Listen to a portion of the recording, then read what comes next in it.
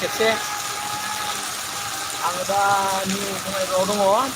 new बङाइगावनिफ्राय आङो दा गारि लांनो नागिरदों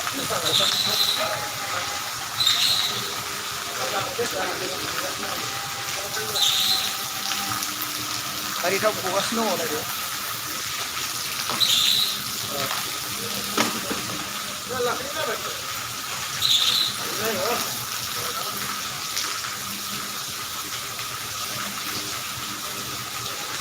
आङो दा निउ बङाइगावआव दङ निउ बङाइगावनिफ्राय आङो दा आंनि बाइकखौ आङो तिनसुकियासिम लांनो नागिरबाय हजोंहाय मानोना खरस खालामबाय थानायावहाय टट' गाखोबाय थानांगौ जायो नालाय टट' गाखोबाय थानानै मा जायो बे टट' गाखोबाय थानानै फैसा थांलाय फैलाय आप डाउन जाबाय थायो आरोना ओंखायनो आङो एसे उसुबिदा मोननानै दा आङो गाखोबाय आङो बाइकखौ लांनो नागिरबाय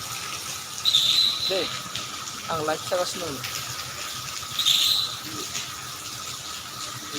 लाइभआव दङ आं दा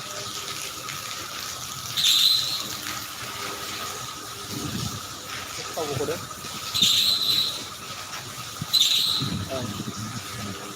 थाव हरगासिनो दङ मानोना ट्रेनावहाय थावखौ लांखा नालाय माबा मोनसे एक्सिडेन्ट जायोबा माने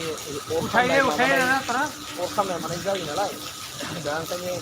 थावखौ एसे बख'जोबगोन आरोना बख'गासिनो दङ थावा टटेलि खालि जानांगौ आरोना बिनि उनावसो लांगोन ओमफ्राय गंसे दंबावो हावनो बेबो तिनसुकिया थांगोन बे गंसे ओमफ्राय नैबे गंसे बे गंनै तिनसुकिया बेबो तिनसुकिया थांगोन दै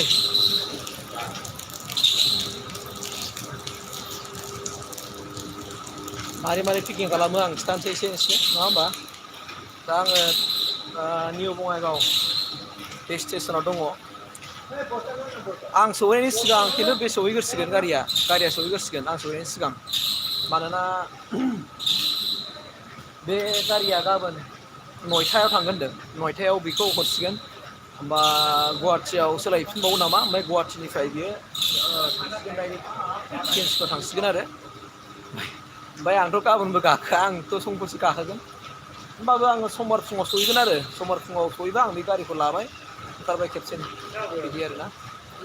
बेखिनियानो आं बेखिनि आदबखौ नोंथांमोननो होबाय